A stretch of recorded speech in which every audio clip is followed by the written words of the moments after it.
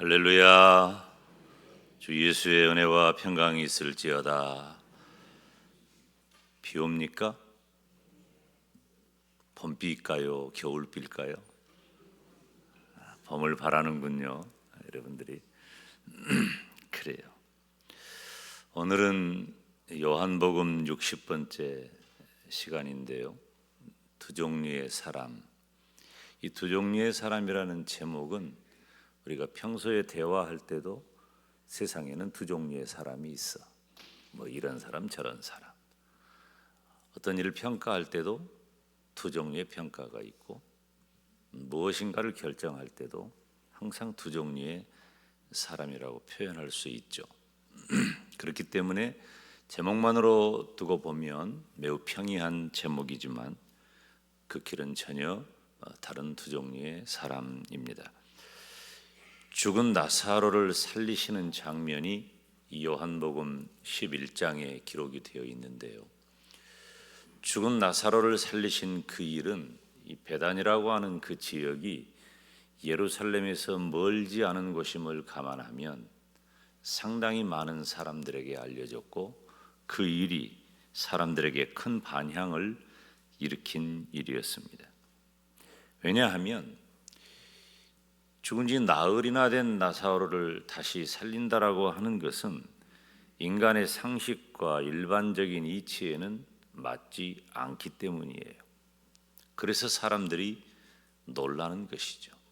예수님께서 공생애 3년 반을 사시는데 예수님을 만나는 모든 사람, 또 예수님께서 행하신 일을 듣는 모든 사람들은 항상 이랬어요. 언제나 놀랬단 말이에요. 예수님께서는 하나님이시고, 아멘, 예수님은 또 완전한 사람이시기 때문에 사람으로 생각했다가 예수님이 하시는 일을 보면 이건 사람으로서는 할 수 없는 일이다. 위대한 선생으로 알고 주님 앞에 나와 주님의 말씀을 듣고 있는데 그저 지혜로운 위대한 선생님 정도가 아니다 라고 하는 것을 발견하고 사람들은 엄청 놀라는 것입니다. 죽은 나사로를 살리신 이 일도 사람들이 깜짝 놀랐어요. 놀란 건 공통점인데 두 가지 반응이 나온 겁니다. 오늘 두 종류의 사람, 이 말씀에 은혜 받으시기를 축원합니다. 두 종류 가운데 첫 번째 종류는 그를 믿었다, 성경이 기록하고 있죠.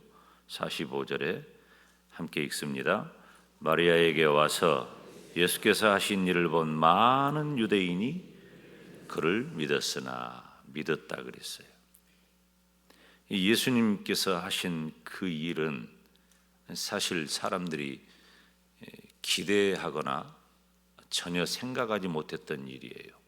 왜냐하면 사람이 죽었고 죽은 지 나흘이나 되었어요. 그래서 사람들은 마르다와 마리아를 위로하러 온 거예요. 우리들이 조문 간다 그러죠. 조문 온 거예요. 그러니까 죽은 오빠를 인하여 마르다와 마리아를 위로하러 온 거죠. 그런데 그 마르다와 마리아를 위로하러 온 사람들이 예수님께서 죽은 나사로를 살리신 그 장면을 직접 보게 된 거예요. 여러분 혹시 죽었는데 사람 다시 살아나는 장면 직접 보신 적 있어요? 아니, 진짜 죽었는데 진짜 살아난 거 말이에요. 안 봤어요? 저도 못 봤어요. 이건 볼 수 있는 장면이 아니죠. 그러니까 죽은 나사로를 살리신 그 장면을 직접 목격하게 된 사람들은 깜짝 놀란 거예요. 그리고 사람들이 생각하죠.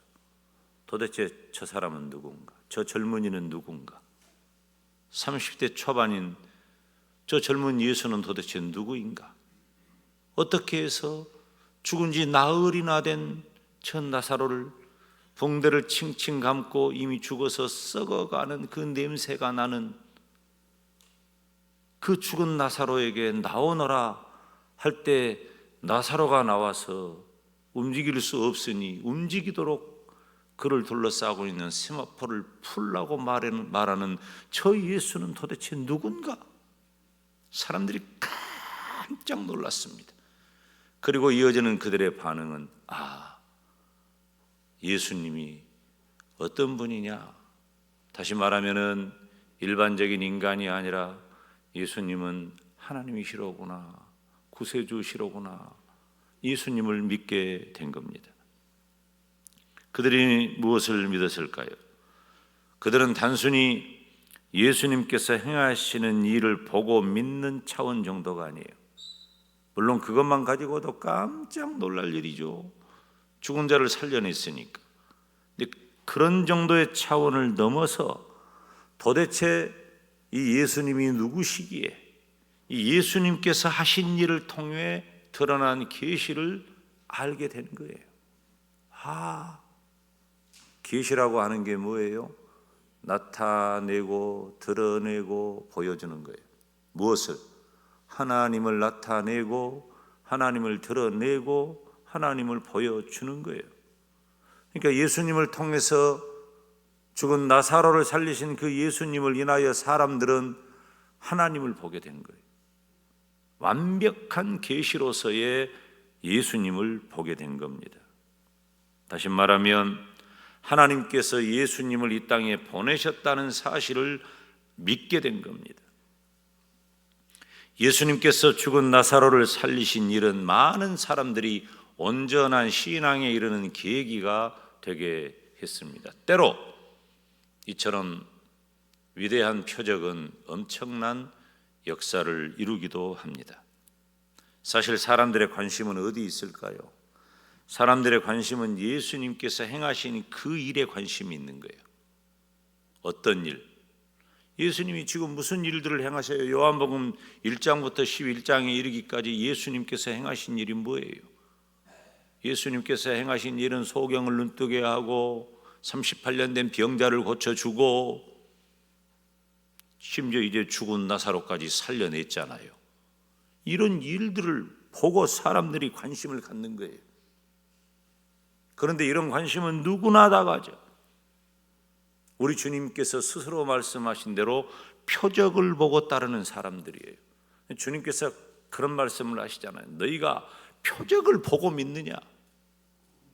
표적을 보고 믿는 것이 나무랄 일이 아니잖아요. 그런데 우리 주님께서는 그보다 좀 더 다른 차원의 예수님을 발견하기를 원하시는 거예요. 마태복음 16장식으로 말씀을 드리자면 많은 사람들이 나를 누구라고 하느냐? 예수님을 이러하다고 이야기합니다 라고 하는 것은 다 뭐예요? 다 예수님께서 하신 일, 예수님께서 보여준 표적을 보고 평가한 예수님에 대한 그들의 판단이에요. 주님은 그 차원을 만족하지 못하십니다. 따르는 제자들을 향하여 그러면 너희는, 제자된 너희는 나를 누구라고 하느냐? 베드로가 주는 그리스도시요 살아계신 하나님의 아들이시니이다. 바로 이 고백이 필요했던 것이고, 오늘 본문에 등장하는 나사로를 살리신 예수님을 보고 그를 믿었다고 하는 것은 단순히 표적을 보고 따른 정도가 아니라 예수님께서 하나님이 보내신 사람인 것을 깨닫고 예수님의 하나님 되심을 보고 믿었다는 것입니다. 사람들은 예수님을 그저 어떤 종류의 이적을 행하는 사람 정도에 머물러 있습니다. 저와 여러분의 믿음을 좀 점검할 필요가 있어요, 이 부분에서. 그런데 결국 이 정도 단계에 머무르면 이 사람들은 나중에 어떻게 될까요? 얼마 지나지 않아서 이 사람들은 예수님을 십자가에 못 박으라고 소리 지르는 무리가 되고 맙니다. 예수님을 십자가에 못 박으라고 소리 질렀던 그 무리들 중에는 예수님의 표적을 얼마든지 보았던 사람들이에요. 어떻게 사람이 저럴 수가 있을까라고 그 표적을 보고 따랐던 수많은 사람들의 입에서 결국은 예수를 십자가에 못 박으라는 말이 나온단 말이에요. 이게 있을 수 있어요? 도대체?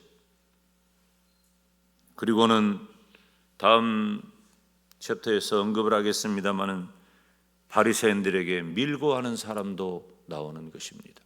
표적을 본 건 똑같아. 그런데 그 표적을 행하시는 이가 누구인지, 왜 그 표적을 행하였는지 그 본질적인 이해가 없으면, 예수님의 하나님 되심에 대한 이해가 없으면 그렇게 되고 만다는 것입니다. 예수님께서 행하신 일은 하나님으로서 죽은 자를 살리신 생명구원의 사역이었습니다. 이것은 아무나 못해요. 오직 하나님이시기 때문에 예수님께서 죽은 자를 살리시고, 죽은 자를 살리심으로 나는 사망의 모든 권세를 이기고 생명구원의 사역을 하러 이 땅에 오셨다고 드러내는 것입니다. 사랑하는 성도 여러분, 이 시대에 저와 여러분은 예수님을 하나님께서 보내신 온 인류 하나의 구세주로 믿으시기를 주님의 이름으로 축원합니다. 예수님께서 누구신지 정확하게 아는 것, 알고 믿는 것 중요해요. 우리 기독교 신앙은 막연하지 않습니다. 괭괭괭괭괭 저녁내 징치고 꽹가리 치고 머리 위에 칼 왔다 갔다 하고 이런다고 해결되는 그런 종교가 아니에요. 막연한 관습에 젖어서 기독교 신앙이라고 표현되는 막연한 신앙적 관습에 젖어서 우리가 주일 예배 지키는 것, 습관조차 나오는 건 너무 중요하죠. 그러나 그것이 타성에 젖어서 아무런 감동도 감흥도 없고 그저 단순한 종교적 행위에 일관한다면 이것 또한 바람직하지 못하단 말이에요. 우리 기독교 신앙은 우리는 다 개인적으로 정도의 차이가 다 있어요. 교양의 차이도 있고 인격의 차이도 있고 또 지식의 차이도 있고 차이가 많아요. 교회는 다 그런 분들이 모이는 곳이기 때문에 그 차이를 우리가 인정하고 받아들이는 거예요. 어찌 저 사람은 저렇게 살까? 따라서 합시다. 그렇게 생겼으니 그렇게 사는 것이다. 어찌 자신이 없어. 우리는 다 달라요. 획일적으로 균형에 맞춰가지고 저 사람은 이 기준에 맞다 안 맞다 도달한다 못한다 이럴 수 없어요. 교회는 다 죄인들이 모인 곳이요, 기준 미달자들이 모인 곳이에요. 그런데 하나님의 은혜로 구원받은 성도들이 된 겁니다. 얼마나 감사하고 감격합니까? 그러니까 우리가 문제가 있고 흠도 있고 티도 있고 몸 안에 몽둥이가 있어도 그 영혼이 예수 그리스도 안에 있으면 구원받은 하나님의 백성인 거예요. 그래서 예수 그리스도를 모신 그 영혼이 너무나도 소중하고 존귀한 것이지, 우리 인간 자체는 더럽고 추하고 냄새나는 죄인이에요. 그 죄인 중에 으뜸이 바로 여기서 말씀을 전하고 있잖아요. 우리는 우리의 무엇을 자랑할 만한 근거를 아무것도 찾을 수 없어. 그래서 무엇을 탓하면 안 돼. 그러나 믿음은 예수님이 누구냐라고 하는 신앙의 이 분명하고 확실한 진리에 대한 이해는 무시하면 안 돼요. 이것은 생명을 살리는 일이 되기 때문에 분명히 알아야 하고 확실하게 알아야 하고 틀림없이 알아야 하고 엉뚱한 짓 하면 안 된다고 말이에요. 다른 건 다 용납해도 돼요. 교회니까, 복음이니까, 사랑이니까. 그런데 진리를 회방하거나 진리에 대한 오해를 하는 일은 절대로 안 돼요. 끊임없이 욕심내야 하고 끊임없이 최선을 다해야 돼요. 예수님이 분명하게 어떤 분인지 알고 믿는 건 그런 의미에서 너무나 중요해요. 막연한 종교심이나 어떤 표적을 따른다면 결국은 그 사람은 이탈하게 됩니다. 먹잇감이 되기 좋지. 제가요 정말 마음 아프고 힘든 분들이 있어요. 신방을 하거나 혹은 전도를 하거나 대화를 할 때 나도 다 옛날에는 교회 다녔다고, 그리고 심지어 목사한테 성경을 말하는, 진짜 내가 속으로는 입을 때리고 싶지만 겉으로는 내색을 못해. 목사가 그러면 안 되니까. 얼마나 마음 아픈지 몰라요. 그 사람이 가지고 있는 성경적 지식이 뭐 중요해요 이제? 그것이 구원합니까? 아닌 거예요. 결국은 이탈해버리는 거예요. 시험에 빠지는 거예요. 길가에 떨어지고 가시나무에 떨어지고 돌밭에 떨어진 그 씨앗처럼 결국은 열매로 이어지지 못한다 그 말이에요. 안 되는 거예요. 사도들은 왜 그 고귀한 학문을 가지고 고귀한 신분을 가지고 엄청난 부를 가지고 왜 사도들은 모든 것들을 다 내려놓고 예수님을 따랐고 그 예수님을 위해 생명을 바칠 수 있었을까요? 그 이유는 예수님께서 누구신지 분명히 알았기 때문이에요. 바울은 예수님 이야기를 하니까 바울을 향해서 네 많은 학문이 너를 미치게 만들었구나. 너 미쳤구나. 네가 우리가 알고 있는 사울이냐? 우리가 알고 있는 바울이냐? 라고 질문을 할 때 바울이 뭐라고 해요? 너희가 십자가에 못 박혀 죽은 예수를 하나님이 주와 그리스도가 되게 했다고 담대하게 외치잖아요. 앞서도 언급한 베드로는 주는 그리스도시요 살아계신 하나님의 아들이라고 하는 이 위대한 신앙 고백 앞에 평생 예수를 따랐고 그는 고기를 잡는 대신에 사람 낚는 어부가 되라는 우리 주님의 명령을 따라 회개하고 다시 돌아와 십자가에 거꾸로 못 박혀 죽는 순교자가 된 것입니다. 사랑하는 여러분, 분명하고 깊은 믿음의 사람이 되시기를 주님의 이름으로 축원합니다. 그래야 예수님 따르는 거예요. 어떻게 우리가 지금 이 시대에 믿음 지키는 것이 기적이에요. 지금 이 시간에 이 자리에 있는 것이 기적이란 말이에요. 그런데 지금 이 자리에 있어도 온전하게 예수 그리스도를 나의 구주 나의 하나님으로 분명한 지식을 갖고 있지 않는다면 우리 중에 어느 누구도 이탈할 수 있어요. 떨어진 씨앗이 말라버리고 상하고 열매 못 맺는 그런 씨앗 될 수 있단 말이에요. 믿음은 안전지대가 없어. 믿음은 이제 2월달 지나가면 3월달에 개학하잖아요. 개학하면 내가 이맘때 꼭 하는 말이 있어. 이 사이비 이단 이 나쁜 놈들이 우리가 그렇게 믿음으로 기도로 그렇게 기르고 돈 들이고 힘쓰고 애써서 길러놓은 우리 자식들을 아가리 탁 벌리고 기다리고 있는 거예요. 이 사이비 이단들이. 아까워 죽겠는 것이 너무 많아. 아까워 죽겠는 것이. 그래서 우리의 믿음이 견고해야 되고 어떤 경우에도 많은 유대인이 그를 믿었으니 예수님이 어떤 분인지 분명하고 확실한 믿음을 가졌던 것처럼 오늘 이 자리에 있는 저와 여러분은 예수님이 누구신지 분명하고 확실한 믿음의 사람 되기를 주님의 이름으로 축원합니다. 두 번째는 한 종류는 예수님을 온전히 믿은 사람이에요. 이들 중에 전도자도 나오고 이들 중에 순교자도 나오고 이들 중에 기독교 위대한 역사를 이룬 분들이 나온 거예요. 또 한 종류는 바리새인들에게 알린 거예요. 46절에 함께 읽습니다. 시작. 그 중에 어떤 자는 바리새인들에게 가서 예수께서 하신 일을 알리니라. 성경은 평이하게 기록이 되어 있지만 쉽게 말하면 바리새인들에게 가서 고발한 거예요. 밀고한 거예요. 예수가 이런 일을 합디다. 깜짝 놀라서 한 일이 밀고한 일이에요. 예수님께서 행하신 그 일은 예수님을 따르는 사람이든지 반대편에 있던 사람이든지 다 놀랄 만한 일입니다. 예수님을 만나도 두 종류로 나뉘는 거예요. 예수님을 만났지만은 믿는 자와 불신자로 나뉘는 겁니다. 예수님께서 하신 이 일을 보고도 똑같은 일을 보고도 죽은 지 나흘이나 되는 그 나사로를 살리신 그 장면을 직접 목격하고도 믿는 자와 불신자로 쫙 나눠진다니까.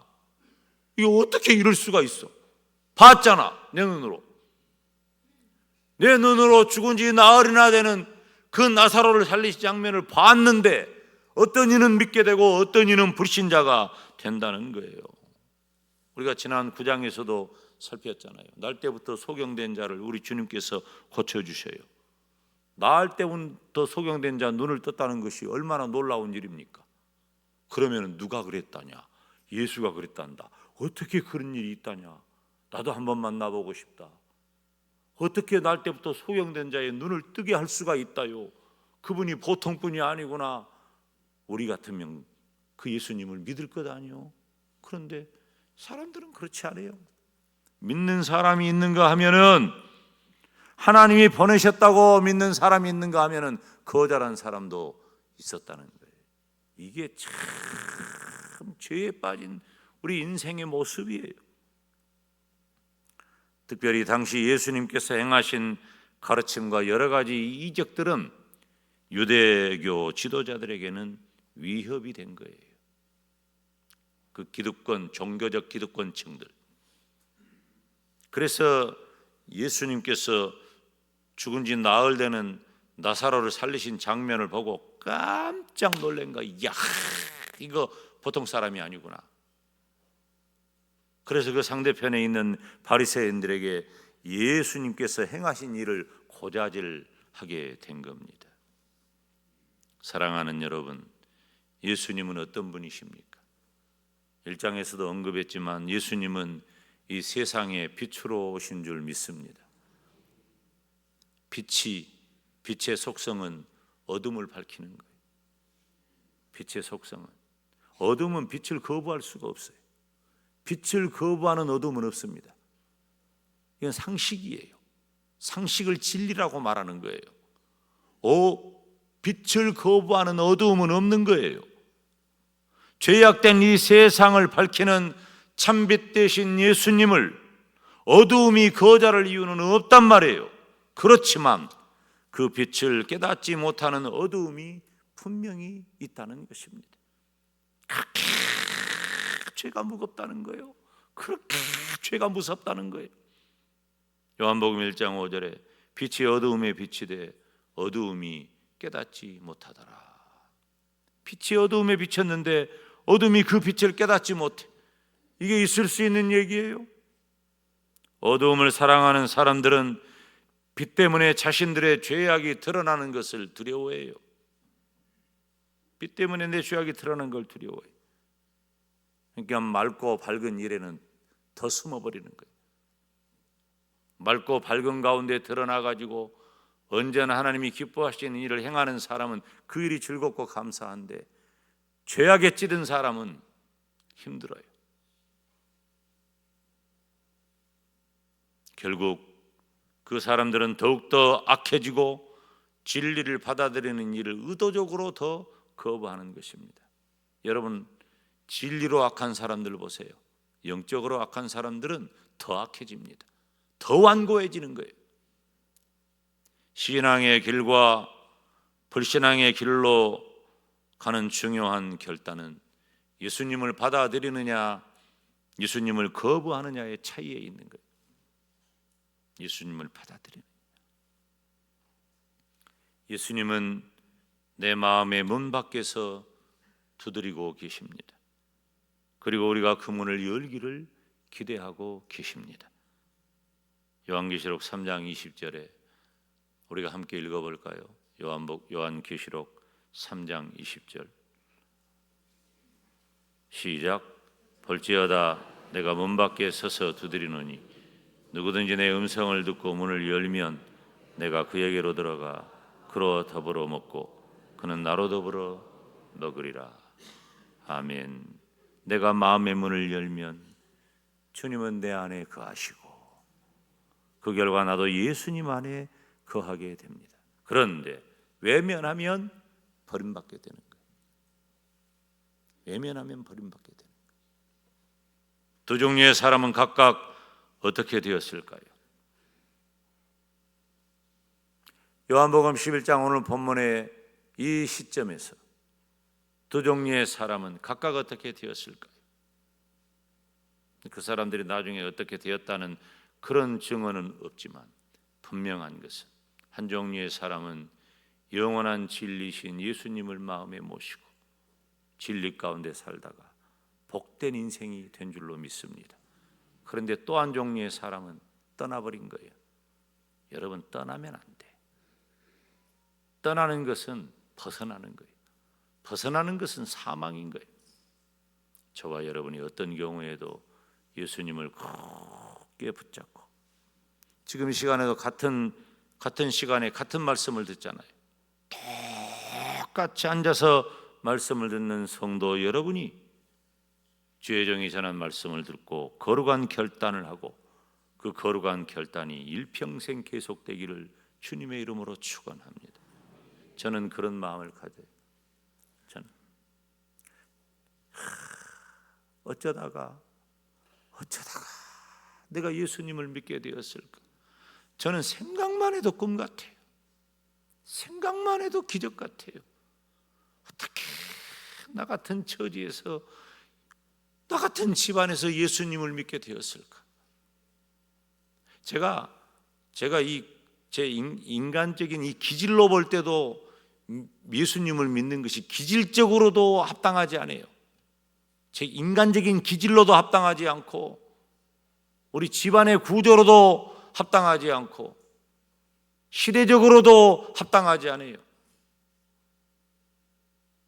그런데 어떻게 내가 예수님을 믿게 됐을까? 물론 두말할 것 없이 하나님의 은혜였지만, 저는 목사님을 잘 만났어요. 교회를 잘 만났고 목사님을 잘 만났어. 얼마나 감사한지 몰라. 목사님이 처음에는 완전히 거짓말쟁이여가지고 내가 볼 때 순 거짓말만 하는 거예요. 3년 동안 거짓말을 듣는데, 나 이 교회를 얼른 내가 학교만 졸업하면 떠야지. 그런데 그 거짓말이 내 귀에 어느새 진리의 말씀으로 들리고, 읽은 성경이, 부르는 찬송이 나에게 은혜가 되고, 그 글자가, 큰 글자가 내 앞으로 보여지게 되고, 진리를 확신하게 되고, 목사님이 전한 말씀이 내 마음속에 채곡채곡 쌓이고, 스폰지가 물 빨아들이듯이 그 말씀을 내가 받아들이는데, 어느 순간에 그 진리가 내 안에 들어오니까 어느 순간에 사로잡히게 되고, 두 번 다시 그 진리를 떠나는 일이 없고, 그것에 대해서 의심하는 일도 없고 방황하는 일도 없고, 다른 건 실수하고 잘못하고 문제투성이어도 적어도 예수님을 믿는 믿음 하나만큼은 내가 견고해. 저는 그런 교회, 그런 목사님 가운데 말씀 듣고 자란 것이 얼마나 다행스럽고 감사한지 몰라요. 사랑하는 여러분, 우리는 예수님을 행하신 그 일을 통해, 그리고 주의 종이 전한 말씀을 통해 예수님이 어떤 분인지 분명히 알고 믿으시기를 축원합니다. 그래서 예수님 떠나지 아니하고 예수님 안에서 이 세상에서 어느 누구보다도 행복하게 살다가 복된 생애가 되시기를 주님의 이름으로 축원합니다. 기도하겠습니다.